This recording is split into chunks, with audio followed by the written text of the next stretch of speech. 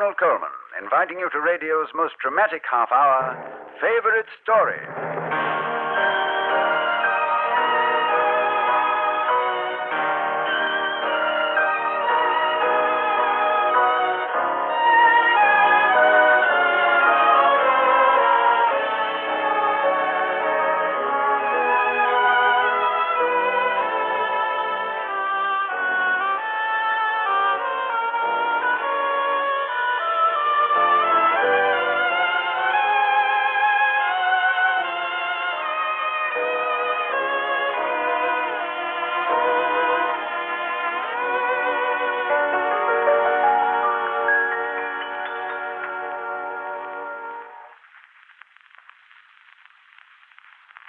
I was playing chess the other evening with one of the nation's most popular musicians, composer, conductor, clarinetist Artie Shaw.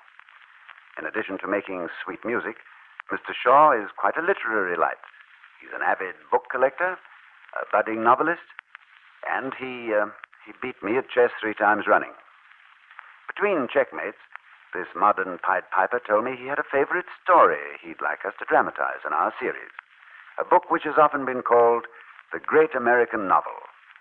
We mean, of course, Mark Twain's unforgettable yarn about a boy and a river, the adventures of Huckleberry Finn.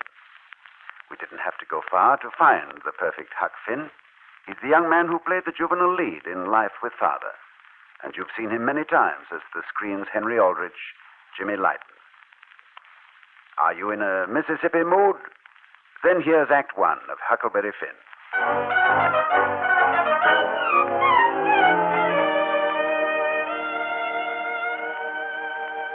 You don't know about me without you've read a book by the name of The Adventures of Huckleberry Finn.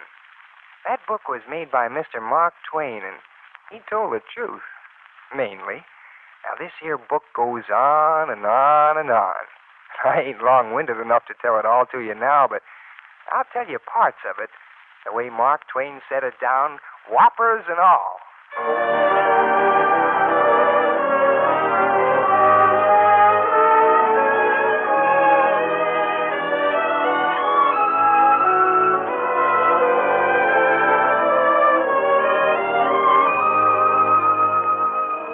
Tom Sawyer and me, we got a heap of money for catching some robbers. And so the widow Douglas adopted me, aiming to make me civilized. But she never reckoned with my pap. Folks says pap is a no-account, good-for-nothing bum. As soon as he found out I was living at the widow's and had some money, pap started in to raise the roof. He breezed it around town he was going to get me for it. One night I come home to the widow's, and there was a surprise waiting for me. I lit my lamp, and when I looked up, there was Pap's face, all whiskers and dirty, leering at me. Say. Pap! Ain't you a deal of a big bug now, Huck Finn? Ain't my fault, Pap. I ain't done nothing. Don't give me none of your lip. Big bug, ain't you? Regular high and mighty.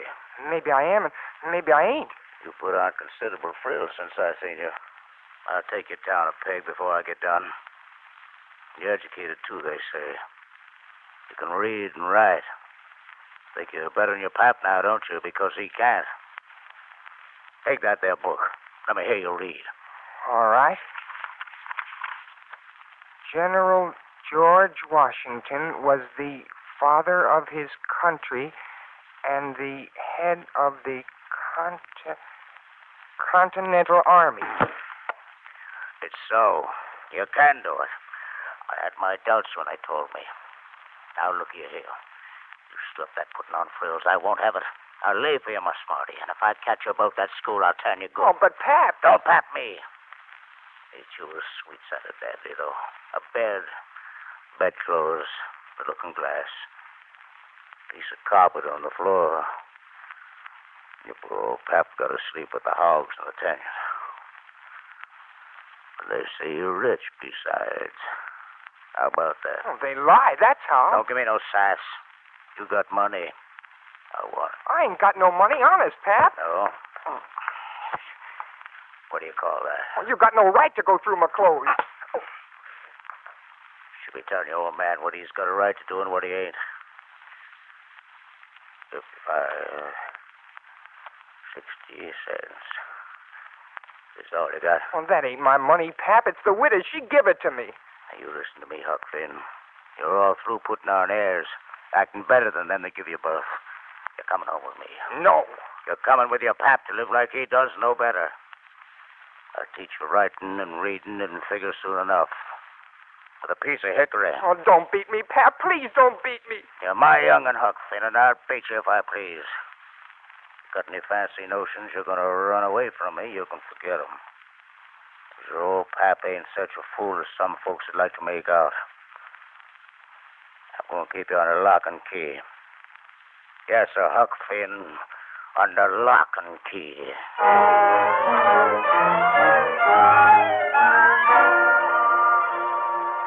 Well, now that you know something about my Pap, you know why I run away. Pap, he locked me in his cabin and he whipped me. But one day when he was in town stealing some victuals, I dug my way out. I killed a pig and dragged its carcass down to the riverbank, leaving a bloody trail that looked as if I'd been murdered. Then I made me up a raft out of some logs and started down the river, the Mississippi River. And along about the first day out, while I was tying up to an island, I run into Jim. He was a runaway, too. Me from Pap and Jim from his missy who wanted to sell him to a slave trader. So Jim and me, we teamed up.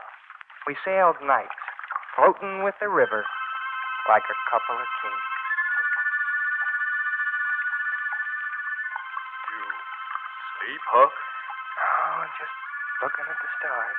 You allow they was made or just happened? I allow they happened. Would have took too long to make so many. The moon could have laid 'em. Look, a falling star. I allow that one got spoiled and was hoved out of the nest. Listen, reckon somebody's getting chased over there on the Arkansas bank. What do you allow we better do, Huck? Well, they're probably runaways like us. We better help them. Grab the steering oar and we'll head for the shore. Well, there was two of them, and we hauled them on the raft just before the dogs got to them. One of them was an old fellow with a battered-up slouch hat. The other one was younger and carried a big, fat, ratty-looking carpet bag. They was both pretty seedy-looking. Thank you. Thank you, my friends. Yes. Thank you from a full and humble heart. Oh, it warn't nothing. Say, friend, what got you in trouble? Don't you two know each other? We was druv into partnership by circumstances and hound dogs. Alas, What are you lasting about? to think that I should be degraded down into such company. Huh? What's wrong with the company? Not good enough for you? Ah, you would not believe me. The world never believes. The secret of my birth. The secret of your birth? Gentlemen, you see before you the rightful Duke of Bridgewater. Forlorn, torn from my high estate, degraded to floating down a river on a raft. Oh, don't take on so hard. Oh, there's no comfort for me, except one thing. To be called once again by my rightful title, Your Grace, or my Lord, or Your Lordship. Oh, that ain't no trouble. Your Grace? Mighty happy to oblige, my Lordship. And, of course, you might wait on me at all times and bow. Whatever you say, Lordship. Poor fella. Looky here, Bridgewater. I ain't sorry for you, but you aren't the only one who's been snaked down wrongfully out of a high place. I've been wronged. Wronged, I tell you. Oh, what do you mean? Can I trust you all? What are you blubbering for? Bridgewater. Gentlemen, I am the late Dolphin. The late what, huh? The poor, disappeared Dolphin, Louis the 17th, son of Louis the 16th and Mary Antoinette. Well, who is all they? Gentlemen, you see before you the suffering, rightful King of France. Oh, misery, misery. Oh, don't carry on so, Mr. Dolphin. Oh, it ain't no use to try to comfort me. Except a few things might make me feel somewhat better for a spell. Like what? Well, like folks getting down on one knee to speak to me. And like calling me your majesty and waiting on me first at meals. We don't mind majesting you, your majesty. Which knee do you bend on, your majesty? Won't find me bending on no knee. Now, looky here, Bilgewater. This ain't no bad truck we've struck here. A nice raft and plenty of grub. We got to lay out a campaign, Bilgewater. Yes. King, Huh? have you ever trod the boards? What? The who? The boards, the stage, the theater. You mean play acting? With amazing forethought, my friends, I have stowed away in my carpet bag the gossamer costumes for handsome Romeo and the beauteous Juliet. How does that strike you, King? Oh, if it pays, I'm for it. Hey, the country jakes at the next village downriver will flock to see us perform. And since I am rehearsed in the role of Romeo, you, King, will play the lovely Juliet. Well. No, I don't think so. I have it. Hamlet's soliloquy. Hamlet's what? I don't have a copy of it with me, but I think I can piece it out from memory. Let me see. It begins, to be or not to be. That is the Bear Bodkin. Till Burnham Wood do come to Dunsinane. Gosh. And great nature's second course makes us rather sling the arrows of outrageous fortune than fly to others that we know not of. Wake, Duncan, with thy knocking. I would thou could. The Duke spouted off there for right some spell. And sure enough, the next town we come to, the Duke hires himself a hall and the king sold tickets and they put on a Shakespeare show. But stop you, the fair Ophelia. Ope not thy ponderous and marble jaws, but get thee to our nunnery. Go! Pretty fair start for the show. Quick, King, how much money did we take in? $47. Bless you, where's my hat? But you only give him 3 minutes of his show. What are you going to do next? There will now be a rather long intermission. Give me the money, Your Majesty. We're heading for the raft.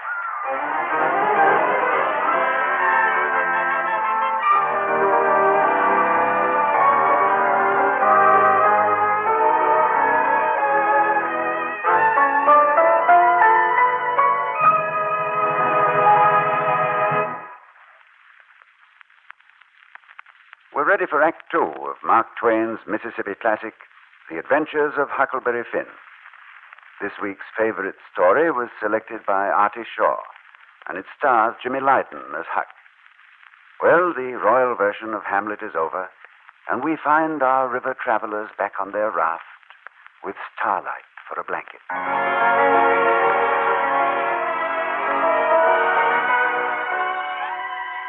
Oh, it was sure nice floating down the river in the nighttime. What with a big reward out for Jim, we laid mighty low in the daytimes, you can bet.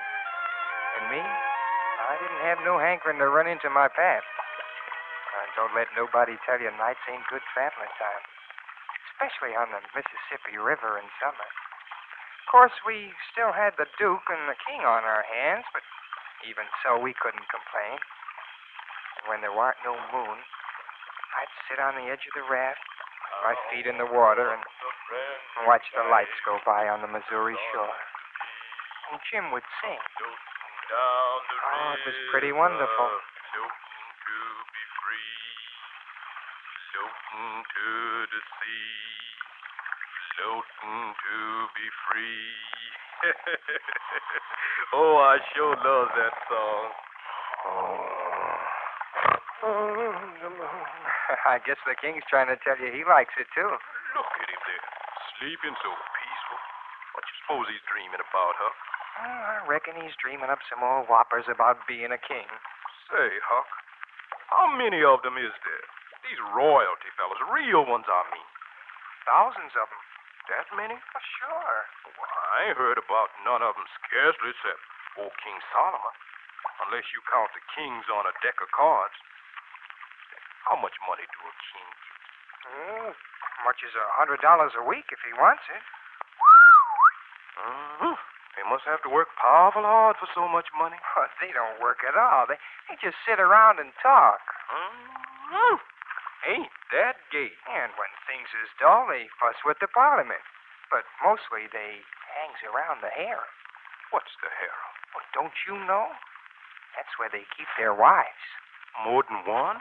Sure. Well, Solomon, he had about 1 million wives. So he did. A harem's a sort of a boarding house, I reckon.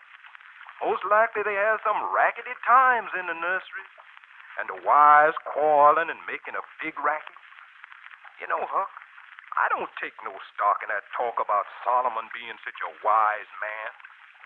Why would he get himself in the midst of such a blim-blamming all the time? Well, but he was the wisest man anyway. No, he was no wise man, nothing.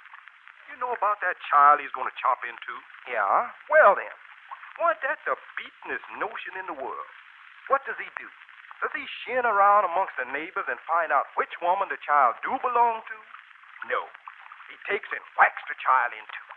Now, I want to ask you, what's the use of a half child? Oh, hang it, Jim, you clean missed the point. I ain't missed no point.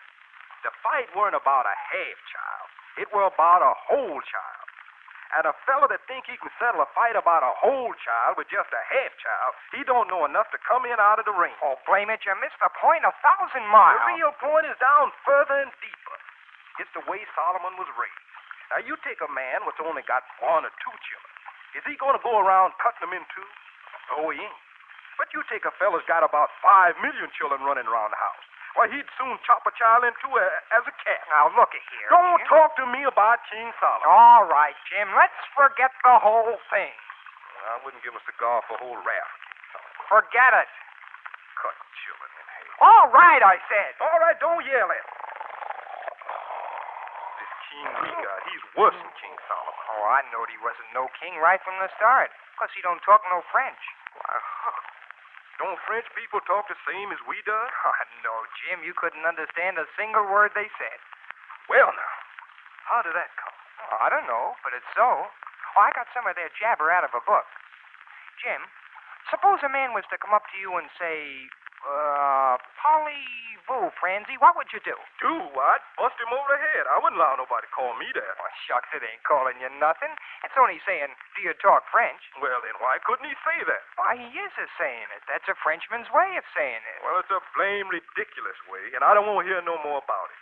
French folks ought to talk like we do. Now, look here, Jim. Does a cat talk like we do? No, a cat don't. Well, does a cow? No, a cow don't neither. Does a cat talk like a cow or a cow like a cat? No, they don't. Well, it's natural and right for 'em to talk different from each other, ain't it? Cold. Oh, ain't it natural and right for a cat and a cow to talk different from us? Well, most surely is. Well, then, why ain't it natural for a Frenchman to talk different from us? You answer me that. Is a cat a man, Huck? No. Well, then, there ain't no sense in a cat talking like a man. Is a cow a man, or is a cow a cat? Well, no, she ain't either of 'em. Well, then, she ain't got no business to talk like either one of the other. But is a Frenchman a man? Well, sure. Well, then, Dad, blame it. Why don't he talk like a man? You answer me that.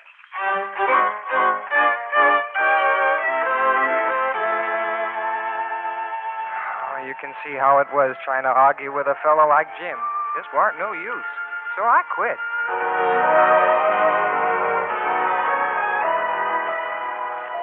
I dozed off a little that night. When I woke up, did I get a surprise? It weren't starting to get daylight yet, but I seen it as plain as the nose on Jim's face. A house floating down the river right alongside our raft. Jim reckoned it had been washed away in the flood, and of course I had to go over and see what was in it. Jim didn't want to, but I says to him, "Do you think Tom Sawyer would pass up an adventure like this?" "Well, I'm not going to pass it up neither." We pulled the raft up close to the house, then we clumb in one of the upstairs windows. Jim, look. There's a man sitting in a chair. He's asleep. So it is. Hello, you. He don't budge. Hello? He ain't asleep, Huck. He's dead. Crikey. You hold still. I'll go and see. Will you take the lantern? All right. What's happened to him, Jim? He's been shot in the back. Dead, all right. Let me look. No, Huck. He's been dead 2 or 3 days. Don't look at his face, Huck. It's too ghastly. Don't you look at his face.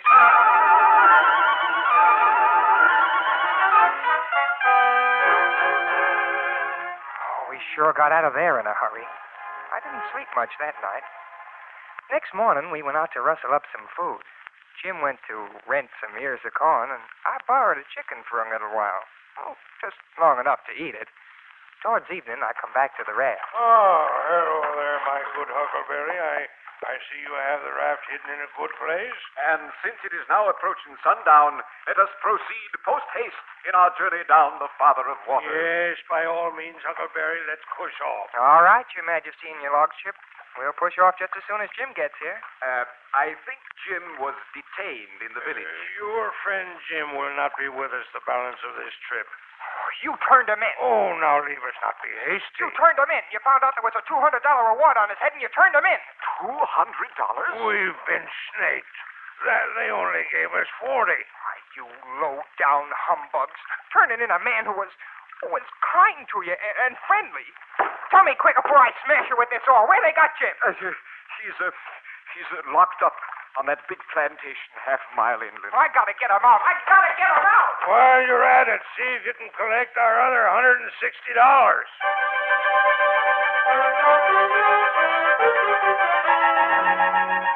I ran as fast as I could towards that plantation. Maybe I could steal Jim. Maybe I could help him escape. He was my friend. Well, the blamedest thing happened. The first person I run into on the place is Tom Sawyer. What in tarnation you doing here? I've never done you any harm, Huck Finn. What you doing? Coming back and haunting me like this? I'm not haunting Tom. It's me, all alive, all over. You weren't murdered? No, Tom, I made up the murder to get away from my past. Feel me, I ain't no ghost. So you ain't. Well, what are you doing here? Well, this is my Aunt Sally's place. I'm here on a vacation. Tom, you gotta help me. Jim's here on this plantation. Jim? Yeah, the old widow's Jim. You gotta help me steal him. Well, now you're talking. I'll help you steal him, all right. That's adventuring. Do you know where they got him hid? Where they got him locked up? Well, I just got here today, but... Hey, wait. Looky over there, Huck. Where? That hut, over there by the ash hopper. There's someone going into it. The help's going in with some victuals. Now, what do you suppose they're for? For a dog, maybe? Oh, you're not very smart, Huck. When part of the victual's a watermelon. So it is. A dog don't eat watermelon. Now, how are we going to get him out? Well, the first dark night we can steal the key, get him out, make for the raft, and shove on down the river. Oh, that's awful. Why? Wouldn't that plan work? Well, certainly it'd work, like rats are fighting. But it's too blame simple. There's nothing to it. It's as mild as goose milk. Now, my plan is we dig him out. Dig him out? Yeah.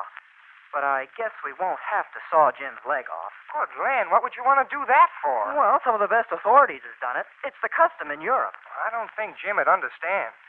Well, we'll get a couple of kitchen knives, though.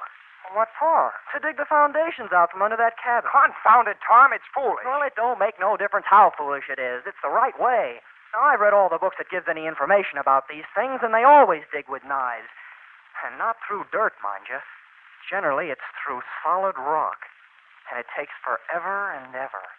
Why, look at that prisoner in the castle deep. How long was he at it, do you reckon? I don't know.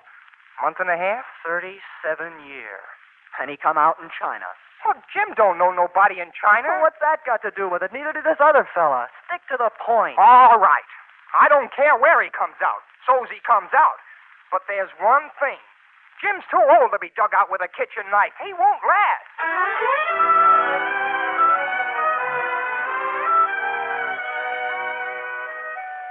Well, by the time we were finished, Tom Sawyer had that whole section of the country in an uproar. What with ransom notes and bloody shirts and all. But finally we got Jim free, and we were running off towards the raft when Tom Sawyer yells at us.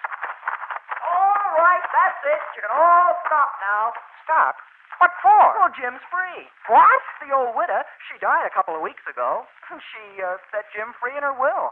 I brought the message down here with me when I come. Oh, Lordy.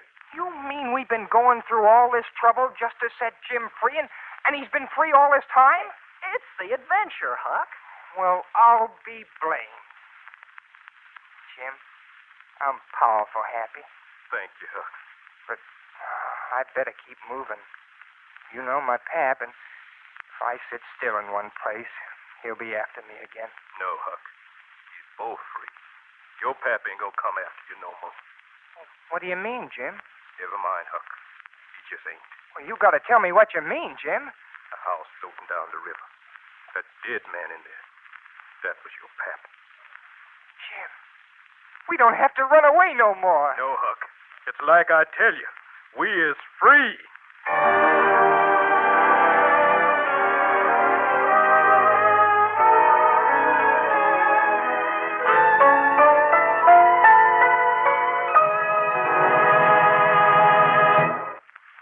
You've been listening to The Adventures of Huckleberry Finn by Mark Twain.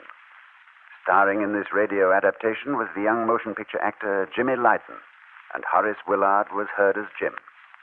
A particular nod of thanks to Claude Sweeten for his score, and to our sound engineer Jack Hayes, who so brilliantly portrayed the Mississippi River. And our thanks to Mr. Artie Shaw, who chose Huck Finn as this week's favorite story. Next week, we shall take out the old magic carpet, dust it off, and sail away in search of adventure at the behest of Mr. Lowell Thomas. For we're bringing you Scheherazade, with one of her 1,001 tales of the Arabian Nights. With music by Rimsky-Korsakov, it promises to be a tapestry in radio. We hope you'll be listening.